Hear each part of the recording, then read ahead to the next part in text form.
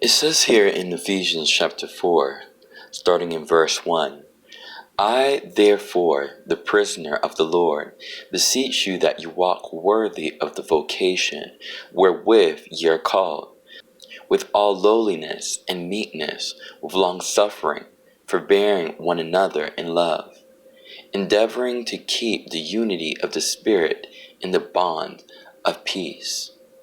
There is one body and one Spirit, even as ye are called in one hope of your calling, one Lord, one faith, one baptism, one God and Father of all, who is above all and through all and in you all. But unto every one of us is given grace according to the measure of the gift of Christ. Wherefore he saith, when he ascended up on high, he led captivity captive and gave gifts unto men. So we begin by hearing about how we should live, what's expected of us. And for a lot of us, we already know what's expected of us, but sometimes we need to be reminded. We need to walk worthy of the vocation wherewith we are called. That means don't just act the part, be the part. Because Paul understands that if you are acting the part, is only a moment in time where you'll begin to act like your old self, or you'll wait for someone of importance not to be looking at you, for you to act contrary than how you're supposed to act. And that's just fake, right? God doesn't want you to be fake. God wants you to make up a decision within your mind.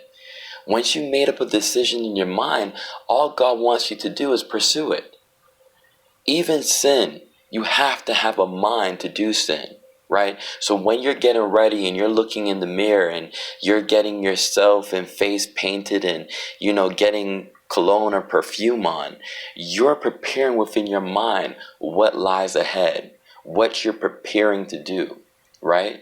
You're setting boundaries. How far are you willing to go with a stranger or with entertainment or with an event? And how long are you willing to stay? Who's going to pick you up? Are you going to drive there? Are you going to get an Uber? Right? So all of these things you have to prepare within your mind to do. And all God wants you to do is to do that for Him. Because you can't serve God without having a ready mind to serve God. A ready mind stays ready, right? It remains ready to do what God has called it to do. It doesn't say, hey, okay, now this is my season of rest.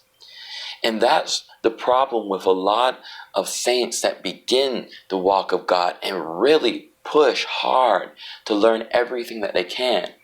They truly believe that if they learn as much or if not more than someone else, that they're good.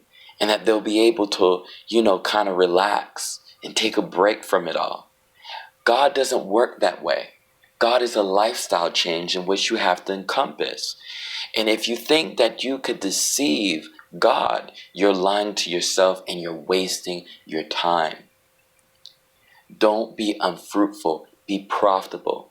And the only way you're going to be able to do that is by putting 2 feet into the equation and walking the walk that God has called you to walk with all lowliness and meekness.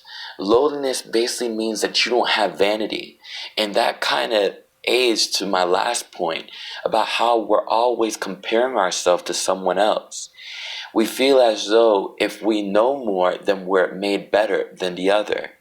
But God doesn't look at that. He looks at your behavior, your lifestyle, your mindset, your feelings, right? So those are different levels in which we have to reach and which we have to actually control. Because God is looking for us to be perfect. And the only way we're going to do that is by chastening those aspects, those members within our bodies to come into the light and the perfection in which God has in store for us.